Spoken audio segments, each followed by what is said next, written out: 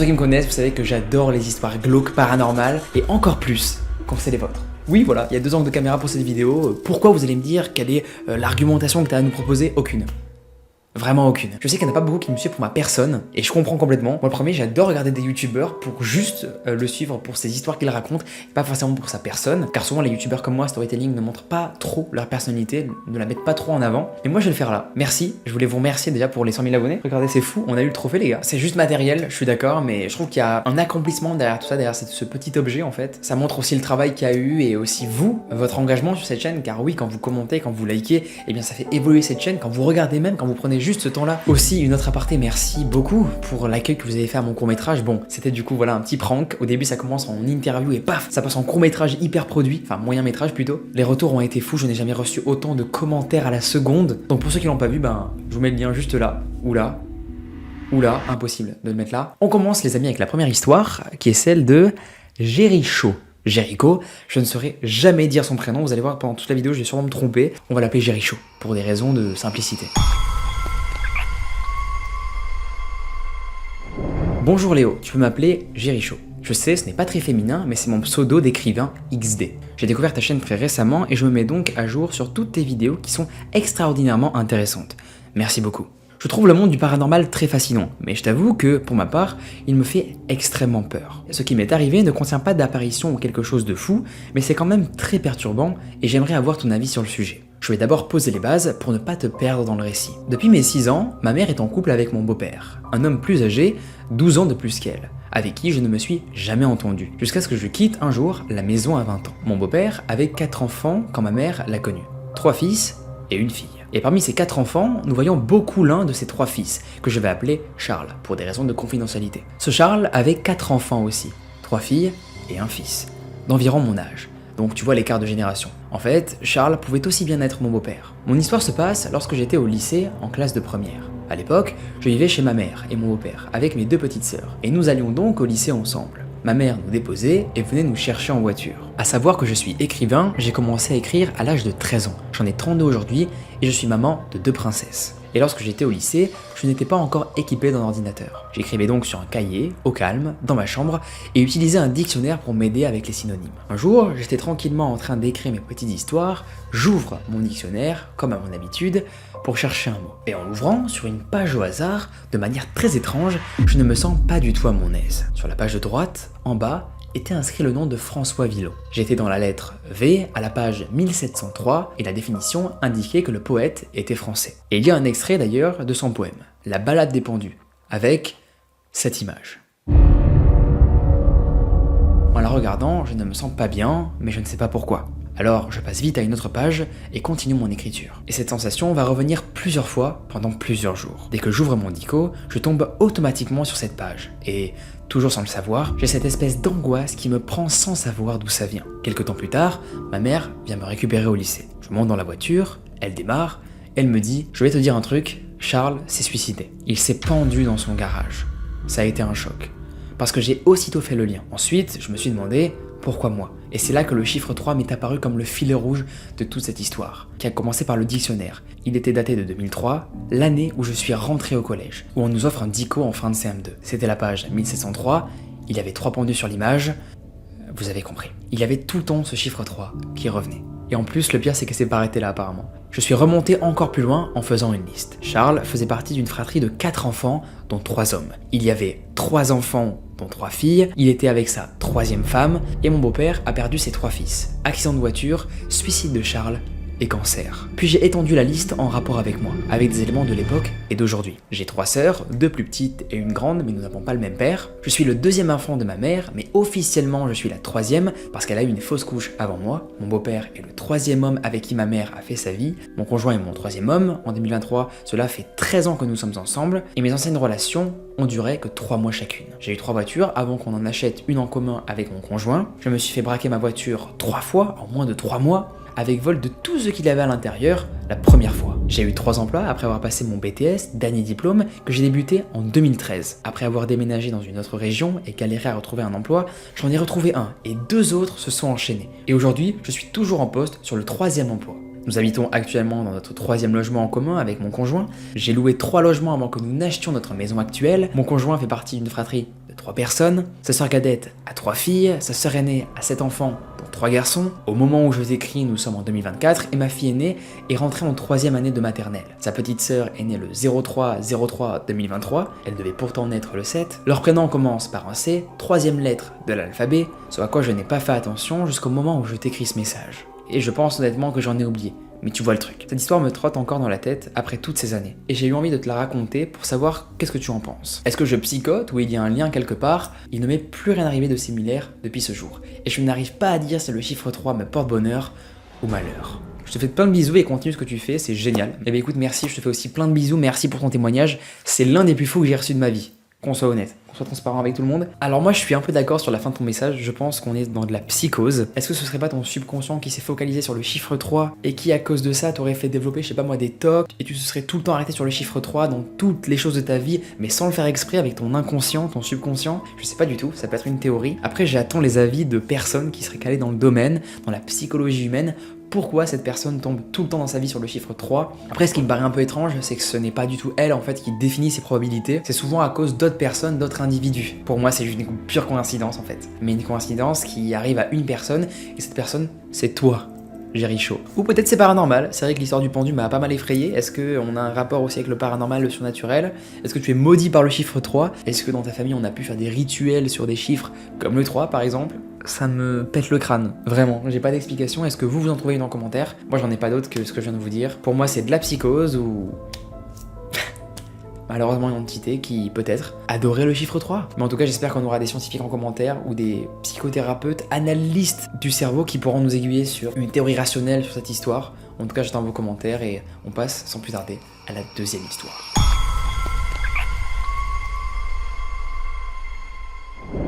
Alors la 2e histoire, c'est Xenia qui nous la raconte. C'est l'histoire d'une abonnée qui a l'air incroyablement bien racontée. Ce qui est d'ailleurs un très bon critère, hein. Les amis, je vous le dis tout de suite, quand vous envoyez des histoires, essayez de bien les raconter, de bien les écrire avec un bon français. Faites-le relire, c'est pas grave si vous n'êtes pas fort en orthographe comme moi, je suis pas le meilleur, hein. Je fais souvent relire moi mes scripts à mes parents, je me souviens qu'à l'époque je faisais ça. Maintenant carrément j'écris avec une scripteuse, je suis pas le meilleur en français, j'essaie de m'améliorer tous les jours, mais voilà, si vous voulez m'envoyer des histoires, n'hésitez pas vraiment à les faire relire à vos parents, parce que je sais qu'il y a de plus en plus d'abonnés jeunes qui regardent mes vidéos. Bonjour Léo, je t'envoie ce mail car je suis tombé sur ta chaîne YouTube. J'ai vraiment adoré tes vidéos sur les histoires d'horreur avec tes abonnés. Eh bien écoute Xenia, tu as l'honneur aujourd'hui de passer dans une de mes vidéos. J'espère que tu seras contente de passer sur une vidéo, sinon je t'en voudrais à vie. Pas abusé en vrai la réaction. Je me présente, je m'appelle Xenia, j'ai 21 ans et je suis russe. L'histoire que je vais te raconter est basée sur des légendes d'Europe de l'Est auxquelles ma famille et moi avons eu affaire. Dans notre culture, une des légendes parle d'un certain Domovoy. Le Domovoy est un esprit protecteur du foyer et de la famille, ressortant de la petite mythologie chez les Slaves. La plupart des rencontres avec le Domovoy ont lieu la nuit, lorsqu'il étouffe les personnes qui dorment. Non pas pour les agresser, mais pour prévenir qu'un danger menace la maison ou la famille. Si la famille ne tient pas compte de ces avertissements, le Domovoy peut devenir violent et faire un vacarme en lançant des objets dans la maison. L'histoire que je vais te raconter se passe donc en Russie, il y a maintenant quelques années de ça. Habitant avec mes grands-parents en France, je viens donc rendre visite à ma famille russe. Pour que ce soit plus simple pour tout le monde, on s'est rejoints tous dans notre village natal, dans l'Oural. Là-bas, nous avons été hébergés par les sœurs de ma grand-mère qui avait un appartement. Tout commence le premier soir, ma grand-mère se lève en pleine nuit parce qu'elle entend quelqu'un jouer avec le téléphone. C'était apparemment un téléphone à touche de l'époque, comme nous l'explique Xenia, un Blackberry. C'était à la mode. Elle va donc voir dans la chambre de mes frères, pensant que c'était eux, mais non. Apparemment, les deux dormaient. Mais, fait étrange, le lendemain matin, nous retrouvons le téléphone sous le lit, car une personne avait tenté trop de fois de le déverrouiller sans le bon godpin. Aucun de nous ne l'avait pourtant touché, et surtout, l'avait mis en dessous du lit. Plus les jours passent, plus ça continue. Au départ, ce n'était que des portes qui s'ouvraient, sans explication. La lumière qui s'éteignait et se rallumait. Mais les deux choses les plus étranges qui sont arrivées se sont passées les derniers jours, surtout la nuit. Il était tard, mes frères dormaient dans la petite chambre, et ma mère, ma grand-mère et moi dormions dans le salon. Ma mère dans le couloir qui relie les toilettes et le salon, et moi allongé sur le clic-clac dans le salon. Ma mère arriva devant le salon où j'étais pour y rentrer, et là, pour aucune raison, elle a commencé à crier. Complètement choquée, je lui demande qu'est-ce qu'il se passe, et là, elle crie complètement apeurée, je l'ai vu derrière toi. Il a couru du mur vers la pièce. Et ce qu'elle a vu, C'était la description du fameux Domovoy, une entité de petite taille barbue. Après ça, ma mère n'a plus voulu redormir dans l'appartement et a été logée chez sa belle-mère un peu plus loin dans le village. Le dernier soir avant notre départ, nous avons réuni toute ma famille. Nous étions pas beaucoup, environ 7. Nous étions tous assis dans le salon. Il faut savoir que la chambre où dormaient mes frères était collée au salon, et la seule entrée était par le salon. En parlant, ma mère trouve un cintre à côté d'elle, et décide de le ranger sur la table qui était à l'entrée de la petite chambre. Elle y va donc, pose le cintre sur la table, et revient dans le salon. Et là, devant nos yeux, on voit ma mère sortir de la chambre et le cintre voler taper dans son dos. Quelqu'un lui avait bel et bien, oui, jeté ce cintre dessus. Nous étions tous choqués, nous l'avons tous vu et dans cette chambre, il n'y avait personne. La nuit, je peux vous le dire, a été longue. Et de cet événement, tout le monde s'en rappelle. On en reparle même assez régulièrement avec les membres de ma famille. J'espère que mon récit t'a plu. Tout ce que je t'ai raconté est bien sûr réel. En tout cas, même si je ne suis pas sélectionné, j'espère que tu as passé un bon moment en lisant tout ça. Bonne continuation et n'hésite pas à me recontacter. Bonne journée, Xenia. Xenia, merci beaucoup. Pouvons-nous apporter là une théorie à Xenia? Pas tellement, car en fait, elle l'a elle-même énoncé, ça peut être le Domovoy, donc cette entité un petit peu flippante, barbue, qui n'a pas l'air méchante à vue d'œil, hein, comme elle nous l'explique dans son petit condensé qui explique quelle est cette créature. La chose qui est terrifiante un peu dans l'histoire, c'est que cette créature Domovoy, comme elle nous le dit, apparaît que quand un malheur va arriver dans la famille. On espère que tout va bien, du coup Xenia, entre-temps, qu'il n'y a pas eu de trucs un peu chelous chez toi, qu'il n'y a pas eu de décès brutal, oh là, terrible. J'espère que tout va bien de ton côté, Xenia, n'hésite pas à commenter ça, hein, comme ça on est un peu rassuré tout le monde. Une entité paranormale, voilà mon explication, que tu as pu voir ce soir-là avec ta maman, qui d'ailleurs va bien, c'est une affirmation. J'espère qu'elle va bien, non, elle va bien, c'est tout. Le mec veut se rassurer. Bonjour Léo, j'espère que tu vas bien. J'ai récemment découvert ta chaîne et j'ai accroché à tout. Je me suis dit que j'allais t'envoyer une histoire qui m'est arrivée environ il y a 5 ans, en 2019. À cette époque, j'habitais avec mes parents dans une maison à étage, important pour la suite. Il n'y avait que nous trois dans cette maison. Mes parents ne travaillaient pas et pour ma part, je travaillais 4 jours par semaine avec le vendredi de libre. La semaine de cette histoire, j'avais changé mon jour off avec ma collègue. J'avais donc le jeudi de libre. Bien entendu, j'en profite pour faire la grasse matinée et je me réveille assez tard. On était en hiver et franchement, flemme de sortir. J'étais bien au chaud, je n'avais rien de prévu, donc j'ai décidé de rester dans mon lit. On aurait vraiment tous fait comme elle, c'est terrible. Au bout de quelques minutes, malgré la porte fermée de ma chambre, j'entends du bruit au rez-de-chaussée. Assez courant à vrai dire. Mes parents faisaient quand même pas mal de bruit, surtout le matin. Et un peu plus tard, j'entends la voix d'un homme. Ce n'est pas celle de mon père, mais je ne fais pas attention. Ça arrivait de temps à autre que mes parents fassent rentrer des ouvriers dans la maison. Le temps passe, et puis je finis par me demander pourquoi je n'entends ni la voix de papa, ni la voix de maman. Et j'entends des gens monter les escaliers. Je suppose que ça fait ça pour beaucoup, mais je suis capable de savoir qui monte ces escaliers en fonction du bruit. Et ce n'était à ce moment-là ni ma mère, ni mon père. Ma porte est toujours fermée à ce moment-là, je ne vois pas ce qu'il se passe, juste je commence à m'inquiéter. Je remonte alors mes genoux dans le lit, toujours assise, et commence à taper le 17 sur mon téléphone. Au cas où, on sait jamais. Puis, à travers la ventilation de ma chambre, je vois qu'on a allumé la lumière de la chambre de ma sœur, qui est juste en face de la mienne. Mais ma sœur ne vivait déjà plus à la maison, depuis très longtemps. Personne n'allait dans sa chambre. Même pas mes parents, dites-vous. Alors, je commence à comprendre. Je les entends dire « Attends, t'as laissé le portail d'entrée ouvert ?» Sans avoir le temps de réagir, la porte de ma chambre s'ouvre au même moment. Et là, c'est horrible. Je me trouve face à un homme que je ne connais pas. Lui comme moi, on se fige et on se fixe. On se regarde mutuellement, sans bouger, sans réagir. Je vois qu'il ne comprend pas pourquoi quelqu'un est là, et moi, je ne comprends pas ce que fait cet inconnu chez moi dans ma chambre. Au bout de 2 longues secondes, il lève la main en l'air et me dit « Pardon madame », ferme la porte de la chambre, hurle quelque chose à son complice, et ils partent en courant. Et là, je comprends tout. Je comprends qu'on a été victime d'une tentative de cambriolage, que je suis seul chez moi, et que vraiment, j'ai de la chance, car ça aurait pu très mal se finir. Pour la petite conclusion, les cambrioleurs n'ont rien pu voler en plus, c'est ce que j'appelle une tentative infructueuse. Merci d'avoir partagé ton témoignage. Il était assez fou et c'est je crois la première fois que j'entends une histoire pareille où la personne victime se trouve face à l'agresseur et le voit quoi, directement. Enfin du moins dans les threads, je sais, de Squeezie et même dans les threads que j'ai pu raconter sur ma chaîne, je sais qu'on n'a pas trop souvent ce truc là, que l'agresseur soit face à la victime directement, c'est souvent une ombre que voit la victime partir au loin ou une silhouette, encore plus flippant du coup d'ailleurs, hein, quand on ne sait pas à quoi ressemble la personne qui nous a agressé. En tout cas j'espère meuf que tu t'en es remis de tout ça, c'est souvent hyper traumatisant les cambriolages, ça arrive à beaucoup de gens, donc ce que je vous conseille moi les gars c'est d'adopter directement un chien. Voilà, pour ceux qui peuvent, qui en ont les capacités, le jardin nécessaire, l'espace nécessaire, adopter un chien les frères, c'est vraiment le meilleur truc quoi. Si vous voulez pas vous faire cambrioler parce que ça dissuade tellement les cambrioleurs. Moi je sais que chez moi j'ai 3 chiens, jamais de la vie on me cambriole. Même si on me cambriole, pas possible. Pourquoi? Parce que l'argumentaire. J'avais 2 en philo. La prochaine histoire qu'on va écouter aujourd'hui d'une abonnée, c'est tout ce que je déteste. C'est quand des femmes se font agresser dans la rue, c'est vraiment un truc qui me rend fou complètement. Bonjour Léo, je m'appelle Léa et j'ai 24 ans. Mon histoire se passe en 2022, j'avais alors 22 ans. Il faut savoir qu'avec mon copain, Tom, ce n'était pas un long fleuve tranquille. On se disputait très fréquemment et au bout d'un moment, j'ai craqué. Je l'ai quitté. Je suis parti avec mes grands-parents car malheureusement mes parents sont morts dans un accident de voiture. Pardon pour ça Léa, mes condoléances les plus sincères. Quand il a appris ça, il est devenu fou de rage et m'a littéralement mis à la porte directement. Le lendemain, je pars donc pour l'aéroport.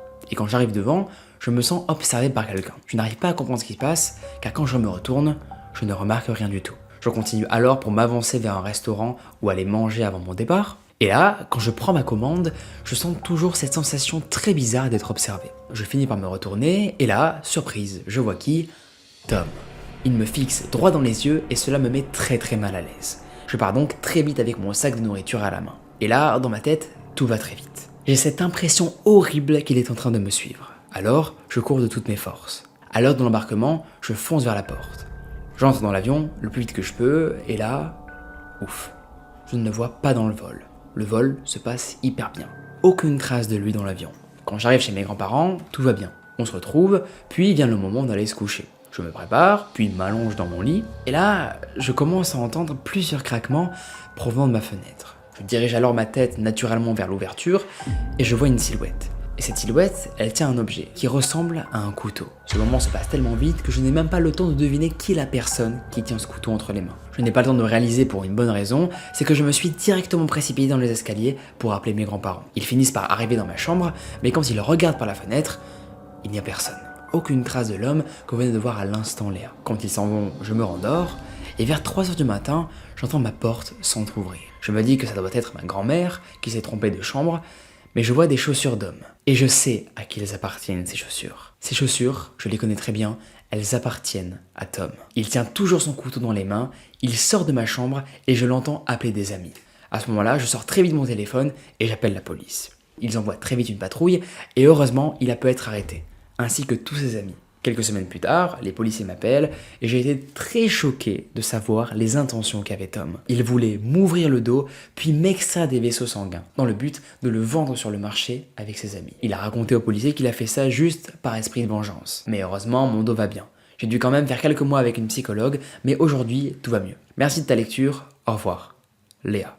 Merci beaucoup Léa d'avoir eu le courage de me raconter ça, c'est pas facile en vrai, mais je suis assez mitigé honnêtement. Elle va droit au but, mais justement je trouve que ça manque de détails pour qu'on y croit plus en réalité. Je te dis mon avis perso, à tout moment tout ça est vrai, et alors vraiment désolé pour toi, j'espère que là ça va beaucoup mieux, que t'as pu, grâce aux séances de psy, aller mieux. Mais je trouve que l'histoire, la façon dont elle est racontée, ce serait pas délirant de penser que l'histoire est fausse. Pour la simple et bonne raison que je trouve que ça va trop à l'essentiel. Après ça peut être un choix de ta part de vouloir aller directement à l'essentiel, de raconter que les faits, hyper brièvement et pas t'étaler parce que c'est un truc qui t'a traumatisé, ce que je comprendrais de fou. Et je trouve voilà, ça manque un peu de crédibilité dans la narration, dans la forme en fait du mail. Après peut-être que je me trompe complètement et n'hésite pas voilà, à me contredire Léa en commentaire si je me trompe. En tout cas, merci d'avoir eu le courage d'avoir témoigné sur ma chaîne. Ça me rend fou les hommes qui font ça, qui ont le seum. Si une fille ne veut plus être avec vous, les gars en couple, il ne faut pas forcer. Vraiment arrêtez ça, c'est terrible. Si vous forcez, elle vous aimera encore moins en fait. Encore plus si vous la menacez avec un couteau. Enfin, c'est terrible d'en venir là quoi. C'est même plus de la jalousie ou une vengeance, c'est de la psychopathie à ce niveau-là. C'est terrible. Même n'hésitez pas à fournir quand vous m'envoyez des mails comme là sur été qu'on ait ça Léa, des preuves juridiques qui montrent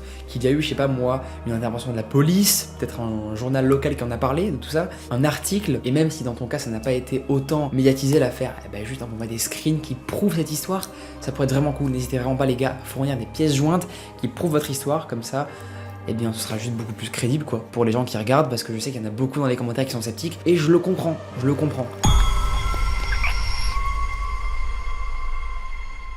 Cette dernière histoire sera très courte, voilà on finit un petit peu en beauté avec du paranormal, un sujet que j'adore. C'est Jade qui nous raconte cette histoire et on commence maintenant à la raconter. Bonjour Léo, j'espère que tu vas bien. Je suis fan de ton contenu depuis presque 1 an. Ce que je vais te raconter m'est arrivé quand j'avais 8 ans et je crois que c'est quelque chose que je n'oublierai jamais. Je m'appelle Jade et depuis toujours, j'ai été sensible au paranormal. Enfant, je jouais beaucoup avec mes jouets, les dispersant un peu partout dans ma chambre. Cela agaçait ma mère et un soir, elle m'a dit de ranger. J'ai alors mis mes jouets dans un coffre au pied de mon lit, un lit qui se trouvait juste en face de ma porte. Un détail crucial, vous le verrez pour la suite. Vers 21h, ma mère m'a mise au lit. À cette époque, j'avais l'habitude de lire des bandes dessinées et des romans pendant des heures. Je me suis plongé dans ma lecture jusqu'à 2 heures du matin quand j'ai commencé à entendre des pas dans le couloir. Par peur de me faire attraper par ma mère, j'ai fermé les yeux, feignant le sommeil.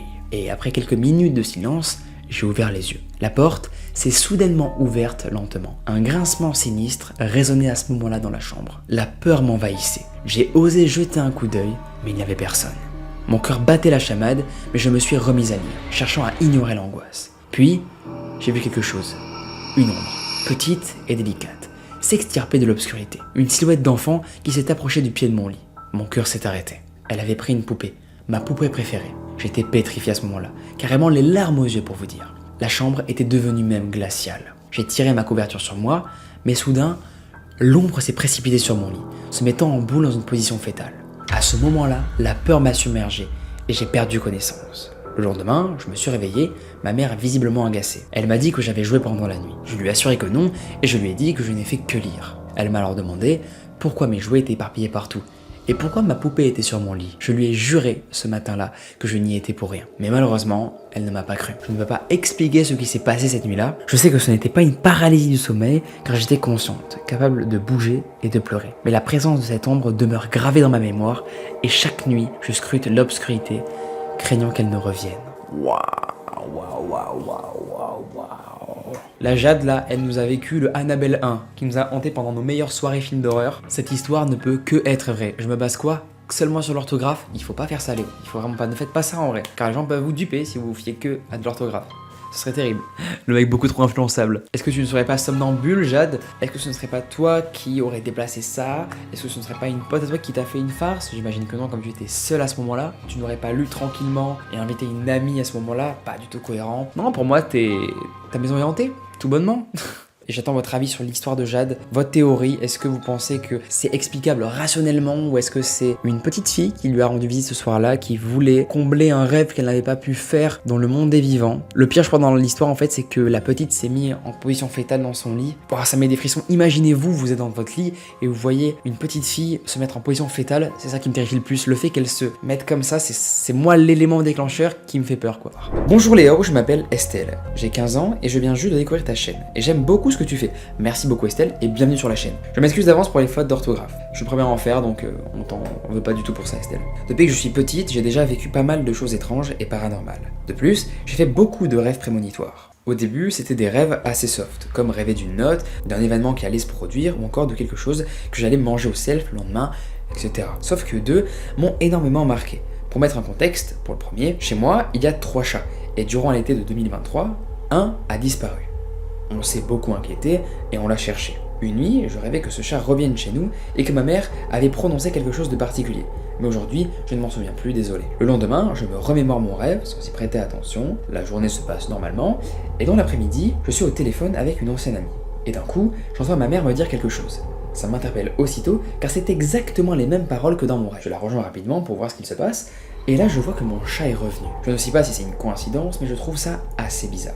La deuxième est celle qui m'a le plus marqué, et m'a fait réaliser que les rêves prémonitoires sont très flippants. Pour remettre encore du contexte, c'est arrivé un peu avant les périodes de fêtes de fin d'année de 2023, début décembre. Mes grands-parents nous avaient invités, ma mère, son copain et moi, à manger chez eux, car de la famille de ma grand-mère venait leur rendre visite. Il y avait la sœur de ma grand-mère et son mari, qui étaient à cette époque-là en très bonne santé. Et ça, c'est un détail assez important, vous le verrez pour la suite. Quelques jours après, j'ai fait le rêve horrible que le mari de la sœur de ma grand-mère allait décéder. Je ne me souviens plus trop de ce rêve, mais je me rappelle qu'il se trouvait dans une pièce qui ressemblait fortement à une chambre d'hôpital. Lorsque je me suis réveillé, j'ai été très troublé. Et j'en ai directement du coup parlé à ma mère, qui m'a très vite rassuré d'ailleurs, en me disant que tout cela n'était qu'un rêve. Et à partir de ce moment-là, Estelle nous raconte que la situation s'est extrêmement dégradée. Pour commencer, seulement quelques temps après mon rêve, ma grand-mère m'a appris qu'elle a commencé à être très malade. Puis, environ 1 mois et demi après ce rêve, cette personne nous a quittés, en décédant donc à l'hôpital. Après cela, j'ai beaucoup réfléchi et j'ai réalisé qu'il y a un lien entre mon rêve et la réalité, c'est sûr. Je trouve ça vraiment flippant. Et encore aujourd'hui, je continue à en faire. D'ailleurs, il y a pas longtemps, j'ai rêvé de la mort de mon chat, ce que je n'espère pas. On prie pour que aujourd'hui, ce rêve ne se réalise pas, on espère que ton chat va bien. Honnêtement, avec ce que tu me racontes, j'en doute. Très premier degré. Puis, comme je l'ai dit au début, il m'est arrivé beaucoup d'expériences paranormales. Pour cette histoire, je mets une photo d'un plan que j'ai fait de ma maison pour que ce soit plus simple à comprendre. Un jour, en fin d'après-midi, j'étais seul chez moi, dans ma salle de bain, et la musique à fond. Précision importante, ma mère m'avait prévenu qu'elle rentrerait plus tard, donc je ne l'attendais pas. Sauf qu'à un moment, j'entends la poignée de la porte d'entrée s'ouvrir. Il faut savoir qu'elle fait un bruit très particulier que je connais depuis que je suis petite, et je suis certaine de l'avoir entendu. Je coupe directement ma musique, et j'entends la porte se refermer, puis plus rien. Je décide de m'enfermer dans la salle de bain par peur, et à partir de là, je vais commencer à entendre des bruits partout dans ma maison. Je prends mon téléphone, j'appelle ma mère pour qu'elle rentre, je me sentais vraiment pas du tout bien, très mal à l'aise, et pas seul dans la maison surtout. Je ne saurais pas comment expliquer cette sensation, mais elle était très étrange. Elle finit après mon appel à l'aide par arriver, et bien évidemment, après qu'elle ait vérifié partout dans la maison, à l'intérieur, il n'y avait personne. Cela m'est déjà arrivé plusieurs fois d'entendre la porte s'ouvrir et donc entendre des bruits chez moi par la suite, et je n'ai jamais compris ce que c'était. Une autre fois, en me réveillant en pleine nuit, j'ai vu une silhouette à côté de ma porte. Je me suis directement rendormi, et le matin, en me remémorant la scène, j'ai trouvé cela étrange de ne pas avoir peur lorsque je vois ce genre de choses. Parce que, de base, j'ai assez peur de ça. C'est comme si je me sentais plutôt en sécurité. Et il m'arrive parfois que des objets disparaissent, ou changent de place, sans que je les ai touchés, notamment dans ma chambre d'internat, qui, je pense, est tentée par quelque chose. Bref, voilà, continue ce que tu fais, c'est génial. Ah ouais, elle finit très très bref, ça, vraiment le message est terminé quoi. Merci beaucoup Estelle pour ton témoignage, il était waouh, ok. 15 ans et je trouve que t'écris plutôt bien. Hein. J'ai pas tellement vu de fautes. Après, c'est d'après l'analyse d'un gars qui fait beaucoup de fautes, donc c'est peut-être pas le. On n'a pas le meilleur point de vue sur ça. En tout cas, merci pour ton témoignage, merci d'avoir pris le temps de m'écrire. C'est vraiment un don que t'as, donc essaie de l'exploiter au maximum. Si on a peur, essaye de ne plus l'avoir, ou de l'annuler, ou de ne pas le développer. En tout cas, je trouve ça tellement incroyable. Je trouve que tu as une chance particulière d'avoir ce don-là. J'aimerais trop l'avoir. Est-ce que c'est purement une coïncidence, le fait qu'on rêve d'événements et qu'après ça se passe dans la vraie vie? Je ne saurais pas vous dire, je n'ai pas la science infuse pour vous dire ça. En tout cas, ce que je suis sûr, c'est que ton histoire, hein, Estelle, elle a terrifié, je pense, tous mes abos, hein, qu'on se le dise. Vraiment, Estelle, faut pas que tu t'en veuilles si t'as prédit des choses horribles, comme le décès de ce monsieur. C'est pas ta faute, dis-toi que c'est un don qui t'a été donné, soit par tes arrière-grands-parents ou tes parents, mais c'est pas du tout de ta faute. Même ces grands-parents-là ou tes parents, aussi pas du tout de leur faute. C'est qu'ils étaient peut-être très ouverts à des choses un peu surnaturelles, ou que le don leur a été transmis par on ne sait quoi. C'est ça que j'adore et c'est ça qui est assez mystique. Et c'est ça que j'adore dans vos témoignages, c'est que waouh, en vrai ça paraît faux et fou en même temps. Comme je le dis dans plusieurs vidéos, je commence moi personnellement à croire de plus en plus au paranormal, car je reçois, je ne vous l'ai pas dit, mais en fait des centaines de mails qui me racontent, qui me parlent d'événements hyper étranges. Vous êtes beaucoup à en vivre, ce serait très bizarre que la plupart des personnes soient des menteurs dans ce monde. Il y en a beaucoup, mais sur autant de personnes qui me racontent ça, le pourcentage est très faible. Après, est-ce que les témoignages qui me sont envoyés ne sont pas influencés par les films qu'on voit, par notre parano aussi perso qu'on peut se créer nous-mêmes en tant qu'humains? Peut-être, ça peut être une théorie qui peut être envisageable. En tout cas, merci beaucoup pour me partager encore vos histoires, vous êtes très nombreux à le faire et je vous en remercie encore toujours. C'est grâce à vous que ce genre de format existe, donc continuez à m'envoyer vos histoires. Je vous laisse, passez une agréable nuit, force à tous ceux qui vont taf demain, à tous ceux qui vont à l'école. Si ce genre de vidéos, enfants peuvent vous aider à vous détendre, eh ben, c'est incroyable, j'aurais réussi ma mission. We looted out these houses, right? Wolvena, okay. It's just... No! No shooting! God. Those guys are too trigger happy. Ooh, new weapon! High five! And it's also a good one.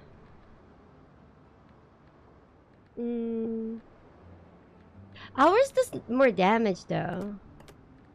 Let's see how is the movement. Can we equip both? This one is better to cut plants.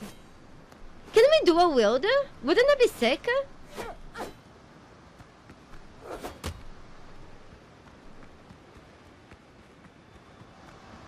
Oh god, that's a lot of guys. Do you guys understand why I say no shooting? Holy shit!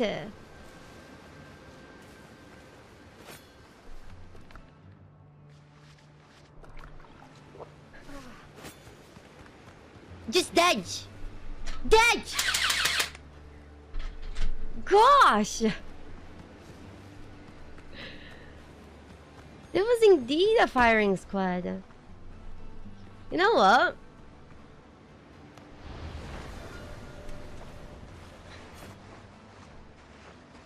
Shooting bad unless I'm shooting, yep.